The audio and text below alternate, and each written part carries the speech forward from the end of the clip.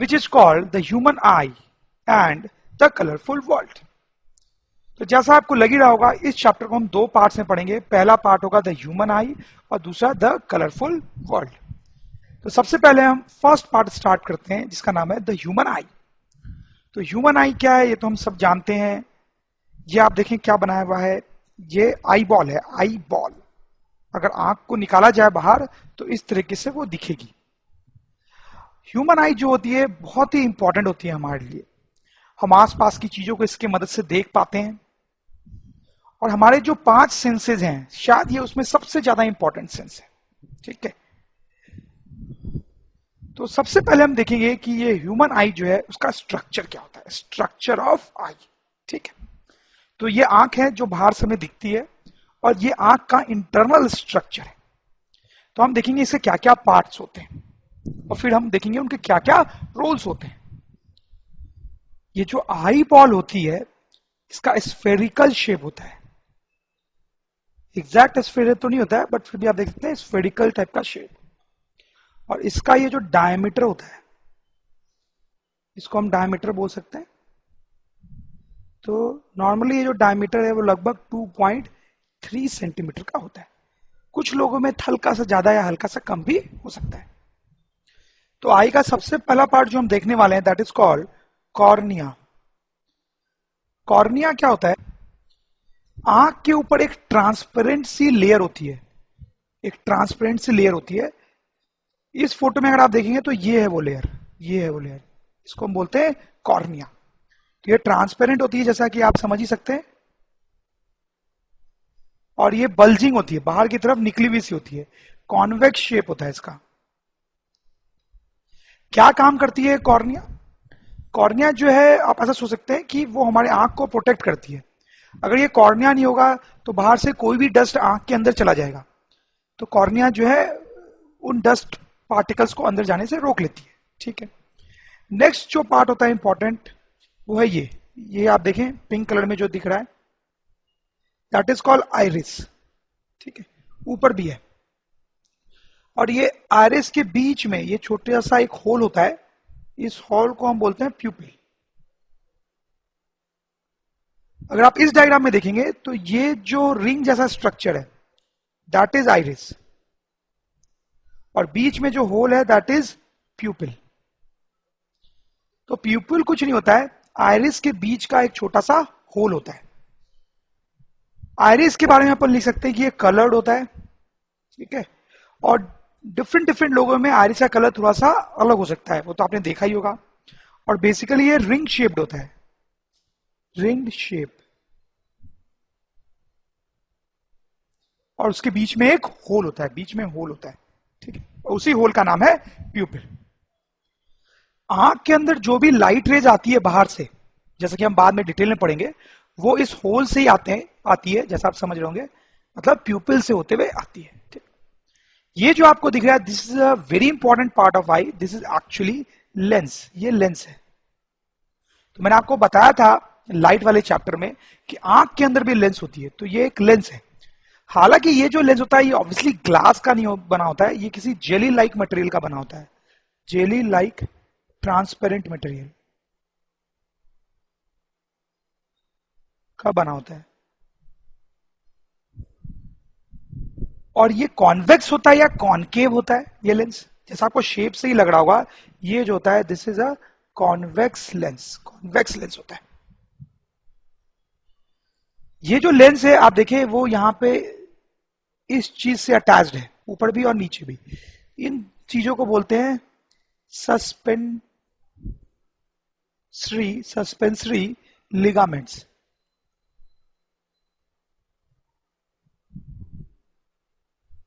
Suspensory ligaments ये क्या काम कर रही है ये तो बहुत क्लियर है, ये लेंस को अपनी जगह पे रखती है, लेंस को अपनी जगह पे रखती है।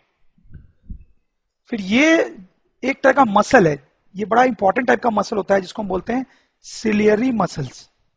ये क्या करता है ये हम देखेंगे बहुत डिटेल में, नीचे भी है। तो आप देख सकते हैं कि ये जो सस्पेंसरी लिगामेंट था उसका एक एंड लेंस से कनेक्टेड है और दूसरा एंड सिलियरी मसल से कनेक्टेड है। ओके, तो जैसा मैंने आपको बताया, लाइट प्यूपिल से होते हुए अंदर आती है, ऑब्वियसली वो लेंस से पास करेगी, ठीक है, फिर वो लाइट रेज एक्चुअली यहां पे आके कन्वर्ज करती है, जैसा कि हम बाद में और डिटेल में देखेंगे। तो ये स्क्रीन की तरह काम करता है, ये एक स्क्रीन है जहां पे लेंस से पास होकर लाइट रेज आके मीट करती है। इस स्क्रीन का नाम होता है रेटिना। तो this acts like a screen, ये स्क्रीन की तरह एक्ट करता है जहां पे लाइट रेज आके मीट होती है।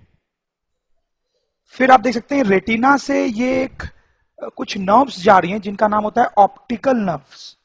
ऑप्टिकल नर्व्स, ये कुछ नर्व्स हैं जो आई से एक्चुअली ब्रेन तक जाती हैं। Optical nerves to brain, brain तक जाती हैं। अब ये जो पूरा स्पेस है आई के अंदर का मेजर स्पेस, ये एक लिक्विड से भरा होता है जिसका नाम है विट्रस ह्यूमर। विट्रस ह्यूमर, ठीक है। ये एक लिक्विड होती है जो ट्रांसपेरेंट लिक्विड होती है, ऑब्वियसली एक ट्रांसपेरेंट लिक्विड होती है जो पूरे आई में भरी होती है। यहां पे लेंस के इस साइड, दूसरे साइड एक दूसरी लिक्विड भरी होती है, वो भी ट्रांसपेरेंट होती है, इसका नाम होता है एक्वस ह्यूमर, और ये भी ट्रांसपेरेंट होती है। सारी लिक्विड्स यहां ट्रांसपेरेंट ही होती हैं, क्यों? क्योंकि अगर वो ट्रांसपेरेंट नहीं होगी ना तो लाइट रे उनसे पास नहीं कर पाएंगी। ओके, और ये जो ऑप्टिकल नर्व के जस्ट पास वाला पार्ट होता है रेटिना पे, ये पूरा रेटिना है, तो रेटिना का जो पार्ट जहां से ऑप्टिकल नर्व निकलता है उस पार्ट को ब्लाइंड स्पॉट बोलते हैं। Blind spot.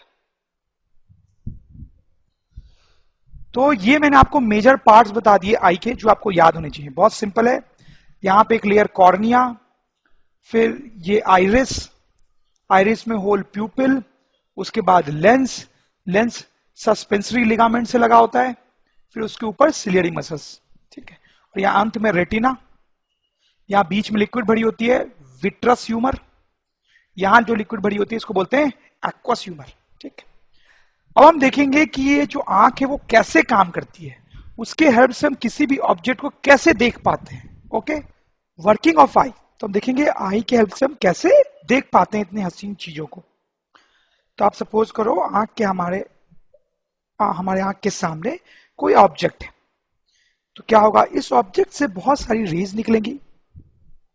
हमने दो ही रेज बनाई है, ये जो रेज है ये कॉर्निया से क्रॉस कर जाती है, कॉर्निया से, मैंने बताया आपको ये कॉर्निया कहलाता है, दिस इज कॉर्निया। क्यों कॉर्निया से पास कर जाएंगे? क्योंकि कॉर्निया जो होता है वो ट्रांसपेरेंट होता है, ठीक है। फिर वो प्यूपिल से होते हैं, प्यूपिल आइरिस का होल है, प्यूपिल आइरिस का होल है, लेंस से टकराएगी, ये हमारा लेंस है। और क्योंकि ये कन्वर्जिंग लेंस है, कॉन्वेक्स लेंस है, तो लाइट जो कन्वर्ज कर देती है रेटिना पे, रेटिना पे। तो मैंने आपको बताया था ना कि रेटिना जो है वो यहाँ पे स्क्रीन की तरह एक्ट करती है, तो वही हो रहा है, ये स्क्रीन की तरह एक्ट कर रही है, यहाँ पे ऑब्जेक्ट से आने वाली लाइट रेज कन्वर्ज कर रही है, ठीक। तो जहां पे लाइट कन्वर्ज करती है वहीं पे इमेज बनता है, तो ये आप देखें इमेज बनी, ठीक। अब आप मुझे बताएं कि ये जो पेड़ की इमेज है वो रियल है या वर्चुअल है? बता सकते हैं, हमने लेंस के बारे में काफी कुछ पढ़ा है, क्या लगता है आपको? ये रियल है। क्यों रियल है? क्योंकि आप देखो लाइट रेज जो है वो एक्चुअली में आके यहां मीट कर रही है, एक्सटेंड नहीं करना पड़ रहा, एक्चुअली में मीट कर रही है। इसका मतलब ये कैसी इमेज है? रियल। और जैसा कि आपको फोटो में दिख ही रहा है ये इन्वर्टेड भी है। ये देख के थोड़ा सा आश्चर्य हो सकता है आपको, बट हम इसकी बात करेंगे। बट अभी तो आप देखें कि इमेज इन्वर्टेड है। लेंस के बारे में, कॉन्वेक्स लेंस है ना ये, कॉन्वेक्स लेंस के बारे में हमने काफी कुछ पढ़ा है, हमने देखा है कि वो कैसी इमेजेस बनाती है। तो आप उसको थोड़ा रिकॉल करें, उसको रिवाइज करें, तो आप देखेंगे कि कॉन्वेक्स लेंस से जब भी इमेज रियल बनती है वो इन्वर्टेड ही होती है, जब भी इमेज रियल होती है वो इन्वर्टेड ही होती है। इसका मतलब ये इन्वर्टेड ही होगी, ठीक है। तो इसका मतलब है हमारी आंख जो है उसके रेटिना पे इमेज बनती है ऑब्जेक्ट की, वो रियल होती है और इन्वर्टेड, ठीक है। उसके बाद यहां पे ये जो ऑप्टिकल नर्व होता है, जो मैंने आपको बताया ऑप्टिकल नर्व, ये अपना काम करता है। जैसे मैंने आपको बताया था ये जो ऑप्टिकल नर्व है ये ब्रेन तक जाता है। तो जब यहां रेटिना पे इमेज बनती है तो उस इंफॉर्मेशन को ये ऑप्टिकल नर्व ब्रेन तक कैरी करता है, ब्रेन तक कैरी करता है।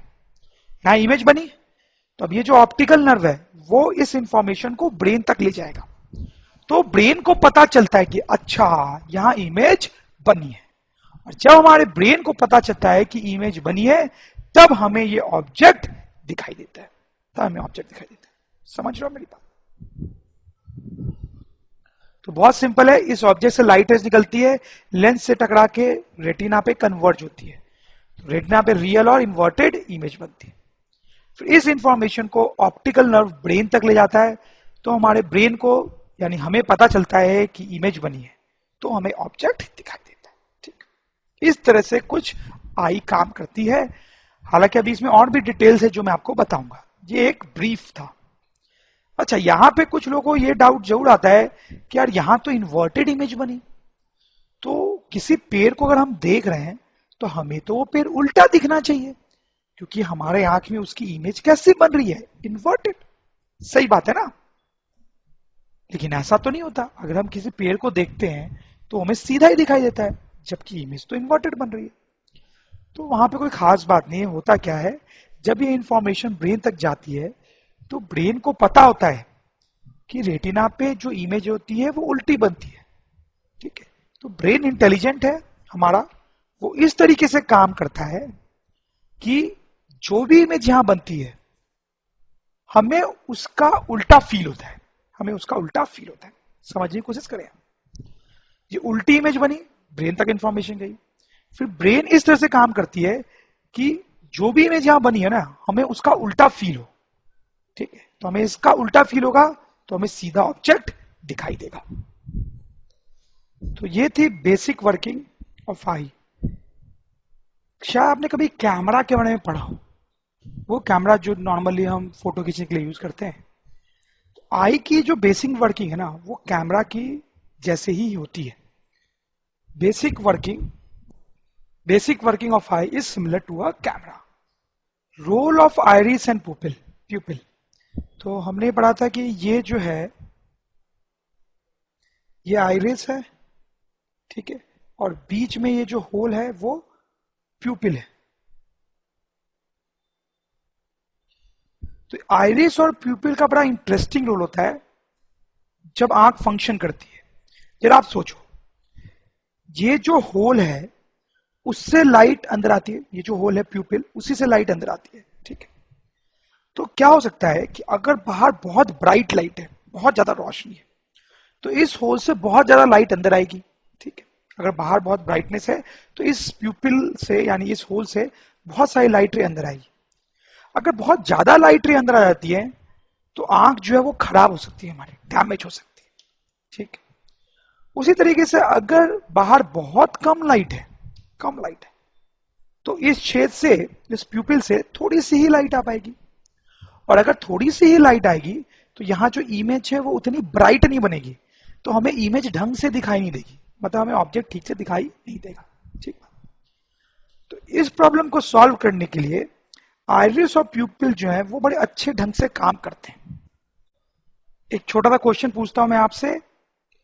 एक आदमी जो है वो एक बार डार्क रूम में है और एक बार वेल लाइटेड रूम में है। ठीक है, और दोनों टाइम उसकी आंख कैसी है ये आपको बताया जा रहा है। तो इससे आपको बताना है कि कब वो किस रूम में था। तो बहुत आसान क्वेश्चन है, आप शायद समझ रहे होंगे। इस केस में आप देखो प्यूपिल का साइज जो है बहुत बड़ा है, और इस केस में जो प्यूपिल है उसका साइज क्या है, छोटा है। ठीक है, इसमें छोटा है और इसमें प्यूपिल बड़ा है। इसमें प्यूपिल बड़ा है, क्यों बड़ा है इसमें? ताकि ज्यादा लाइट अंदर जा सके। क्यों ऐसा? क्योंकि जो आदमी है वो डार्क रूम में है, डार्क रूम। ठीक है, इस केस में प्यूपिल का साइज छोटा है। क्यों छोटा है? ताकि कम लाइट अंदर जा सके। क्यों? क्योंकि आदमी वेल लाइटेड रूम में है। सही बात है।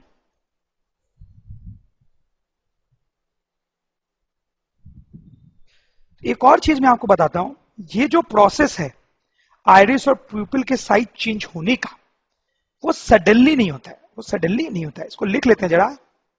It takes time, it takes time for iris and pupil to change their size. उनको टाइम लगता है। जैसे मैं एक सिचुएशन बताऊंगा तो आप कन्विंस हो जाएंगे कि ऐसा होता है। ठीक है, तो सपोज करो ये सिनेमा हॉल है, आप मूवी देखने जाते हो। ठीक है, तो बाहर तो बहुत ज्यादा सनलाइट होती है, तो बाहर बहुत ब्राइट होता है। ठीक है, लेकिन सिनेमा हॉल के अंदर तो सब कुछ बहुत डार्क होता है। ओके, तो पहले जब आप यहां पे हो बाहर, अभी सिनेमा हॉल अंदर के अंदर जाने वाले हो लेकिन अभी बाहर हो, तो आपकी आंख कैसी होगी? ऐसी होगी या ऐसी होगी? ऑब्वियसली ऐसी होगी आपकी आंख, स्मॉल प्यूपिल होगा। ठीक है, क्योंकि आप ब्राइट लाइट में हो। ओके, ऐसी होगी।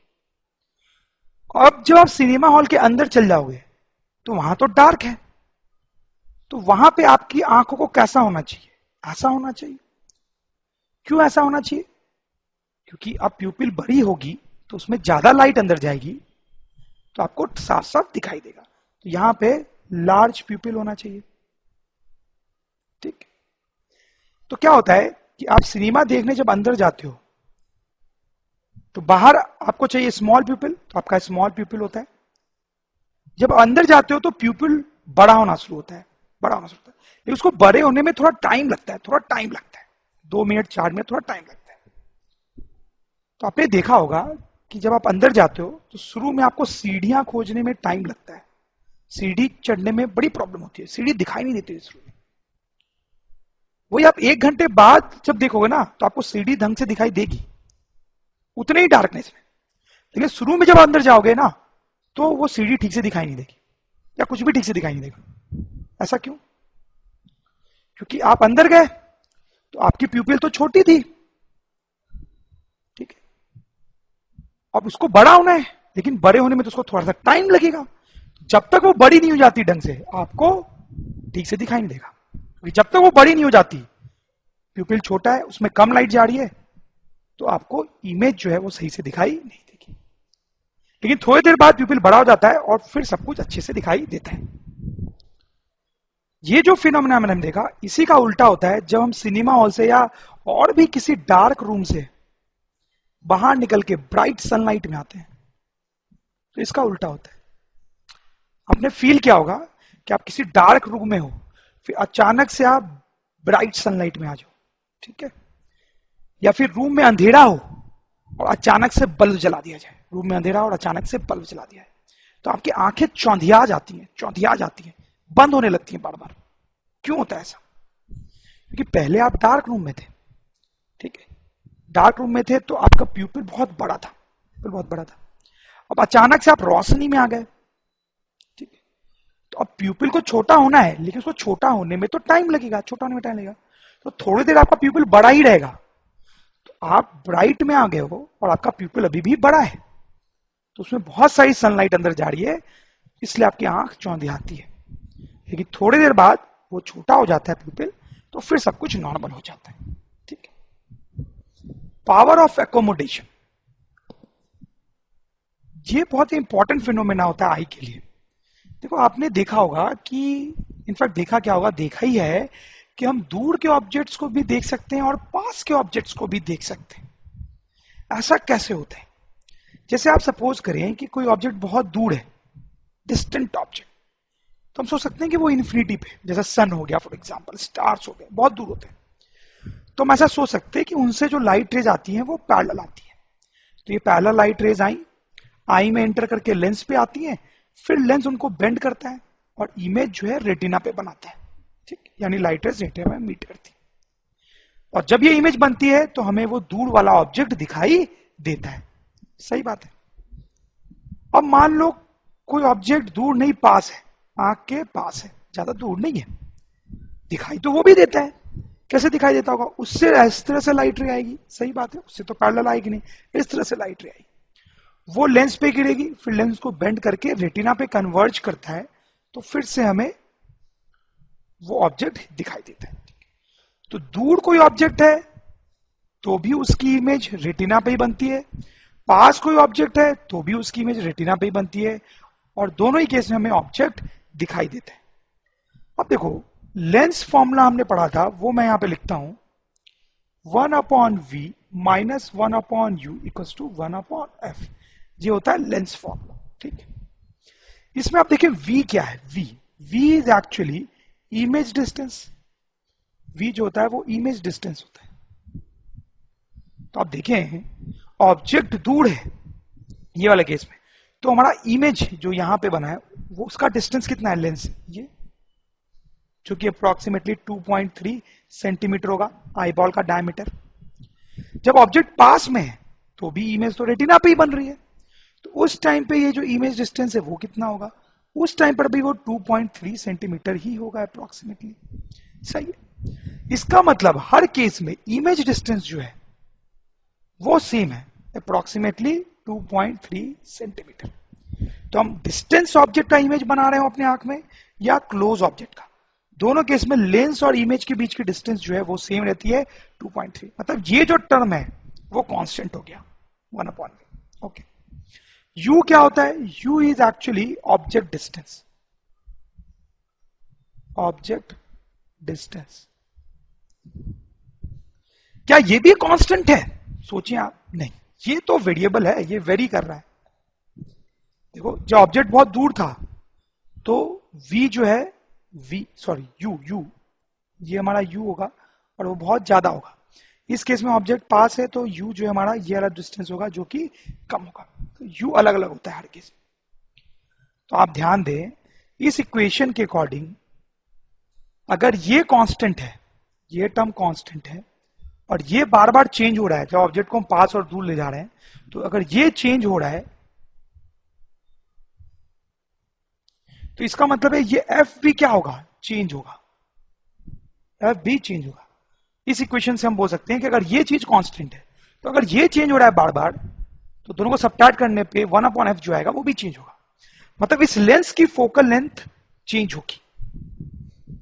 तो हम ऐसा लिख सकते हैं, which is a very important point, कि focal length of eye lens should change as distance of object from eye changes. Focal length of eye lens should change as distance of object from eye changes। सही है, जब object अलग अलग दूरी पे होगा तो इस लेंस की फोकल लेंथ चेंज होनी चाहिए। अब सवाल है कि इसकी फोकल लेंथ कैसे चेंज होती है, कैसे चेंज होती है। तो मैंने आपको बताया था कि यहां पे एक मसल होता है जिसको हम बोलते हैं सिलियरी मसल्स, सिलियरी मसल्स। ठीक, ये जो मसल्स होते हैं यहां पे सिलियरी मसल्स, और यहां पर भी ये भी सिलियरी मसल्स हैं, C for ciliary, M for muscles. तो इन सिलियरी मसल्स के हेल्प से फोकल लेंथ चेंज होती है लेंस की। तो ये भी लिख लेते हैं,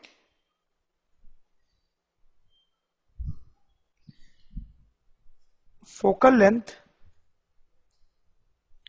changes by action of ciliary muscles, by action of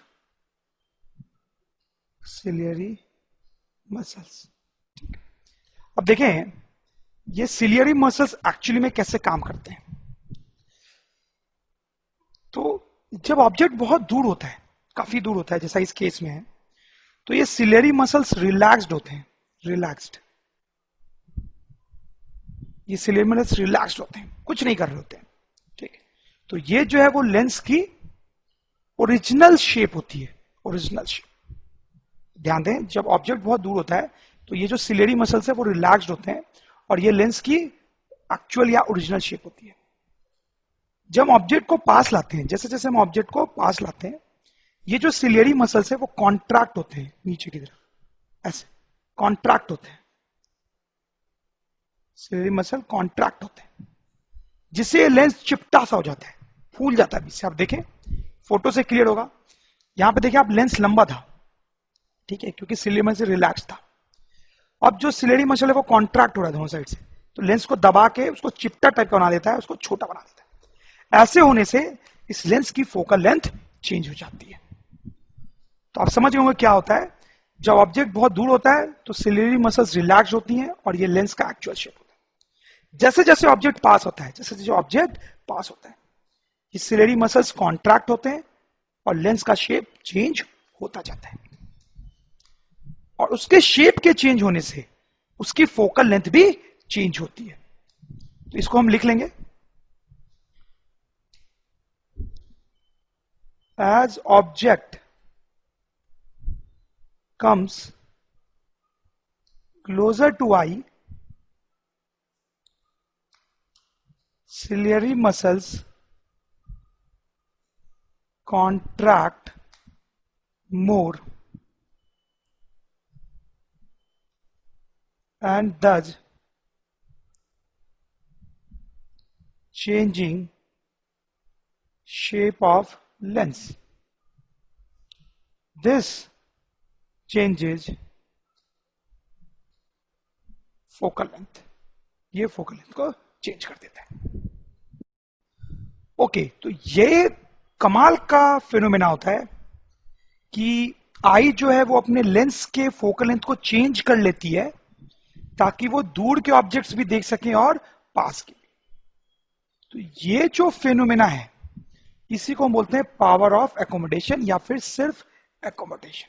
समझ लो, तो हम एकोमोडेशन को ऐसे डिफाइन कर सकते हैं, accommodation is power of eye to change its focal length,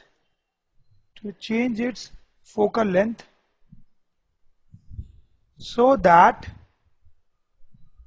it can see both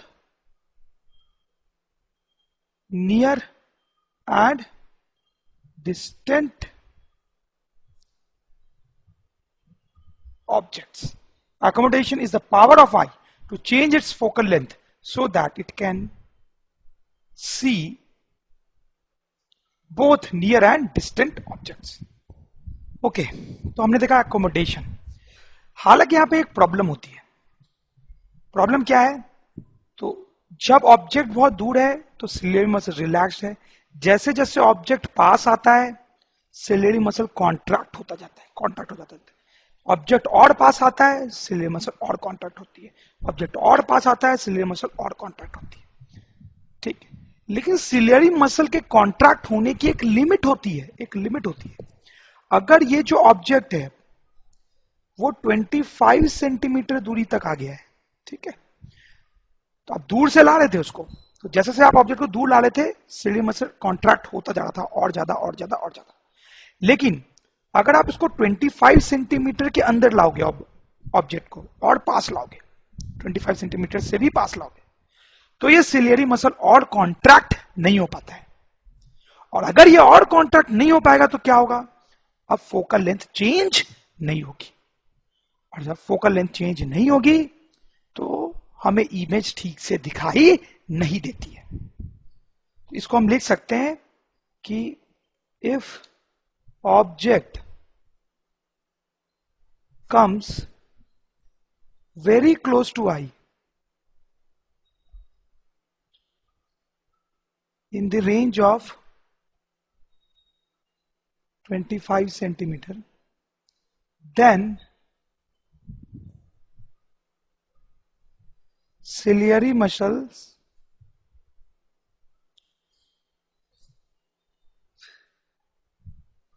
do not contract anymore, so vision is no more clear। ठीक है, आप समझ गए होंगे मेरी बात, जो मैंने समझाया वही लिखा है। ऐसा होता है सही में। आप ऐसा करना कि कोई बुक लेना और आंखों के बहुत पास रखना, तो आप उसको बहुत पास रखेंगे ना तो आप उसको नहीं पढ़ पाएंगे, या फिर आप उसको पढ़ने की ज्यादा कोशिश करेंगे तो आंखों में दर्द होने लगेगा, वो इसी कारण से हो रहा है। ठीक है, तो इसका मतलब ये होता है कि हम किसी ऑब्जेक्ट को क्लियरली तब देख पाते हैं जब उसकी दूरी हमसे इंफिनिटी से लेके 25 सेंटीमीटर के बीच में हो। अगर इंफिनिटी पे ऑब्जेक्ट हो तो हम देख पाएंगे, इंफिनिटी पे होने का मतलब बहुत दूर है। 25 सेंटीमीटर तक हो तो भी देख पाएंगे, बीच में कोई दूरी हो जैसे 100 सेंटीमीटर, 200 सेंटीमीटर तो भी देख पाएंगे, लेकिन 25 सेंटीमीटर से कम हो गई अगर, जैसे कि 20 सेंटीमीटर, तो हम क्लियरली नहीं देख पाएंगे। ऑब्जेक्टिव डिस्टेंस अगर 15 सेंटीमीटर हमसे, तो हम नहीं देख पाएंगे क्लियरली। 10 सेंटीमीटर है तो हम क्लियरली नहीं देख पाएंगे। समझ रहे हो आप? 50 सेंटीमीटर है तो देख पाएंगे क्या? हाँ देख पाएंगे। 100 सेंटीमीटर है ऑब्जेक्ट की डिस्टेंस आंख से, तो क्लियरली देख पाएंगे क्या? हाँ देख पाएंगे। समझ रहे हो आप मेरी बात? अब ये जो 25 सेंटीमीटर होता है, इसको हम बोलते हैं नियर पॉइंट ऑफ आई। इसका मतलब है कि ये नियरेस्ट पॉइंट है जिसको हम देख सकते हैं। ठीक है। इन्फिनिटी को हम बोलते हैं फार पॉइंट ऑफ आई, मतलब वो सबसे दूर का पॉइंट है जिसको हम देख सकते हैं। समझ रहे होंगे आप? नियरेस्ट पॉइंट 25 सेंटीमीटर, मतलब इतने डिस्टेंस पे अगर कोई ऑब्जेक्ट होगा तो हम क्लियरली देख पाएंगे। इससे ज्यादा नियर हुआ तो नहीं देख पाएंगे। वैसा ही फार पॉइंट के साथ में 25 सेंटीमीटर को एक और नाम से भी हम जानते हैं, इसको बोलते हैं list distance of distinct vision. List distance of distinct vision, क्यों यह नाम रखा गया है वो तो आप समझ ही रहे होंगे। कुछ क्वेश्चंस देखते हैं आई से रिलेटेड जो हमने अभी तक पढ़ा है। What is the far point and near point of the human I with normal vision? क्या लगता है आपको? फार पॉइंट क्या होता है और नियर पॉइंट क्या होता है? तो हमने पढ़ा है नियर पॉइंट होता है 25 सेंटीमीटर और फार पॉइंट होता है इंफिनिटी। सही बात है, बहुत ही सिंपल क्वेश्चन था। सेकंड क्वेश्चन देखते हैं। Human I forms the image of an object at its. Human आई में इमेज कहां बनती है ऑब्जेक्ट की? कहां बनती है? कॉर्निया में बनती है क्या? आयरिस पे, प्यूपिल पे, या retina? Obviously retina. Next question. The list distance of distinct vision, the least distance of distinct vision for a young adult with normal vision is about, what do you think? 25 centimeters. The change in focal length of an eye lens, focal length change होती है eye lens की, is caused by the action of, किसके action से? इन चारों में से two ciliary muscles. Why is the normal eye not able to see clearly the objects closer than 25 centimeter? Why is the normal eye not able to see clearly the objects closer than 25 centimeter? अभी इनमें देखा है क्या answer होगा? Because ciliary muscles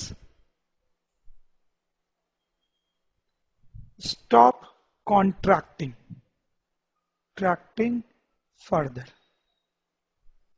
जब object इससे भी कम distance पे जाता है तो सिलियरी मसल्स जो है वो अब और कॉन्ट्रैक्ट नहीं होती हैं, जिसके कारण जो इमेज है वो परफेक्टली रेटिना पे नहीं बनती है। आप इसको और इलॉबरेट करके लिख सकते हो।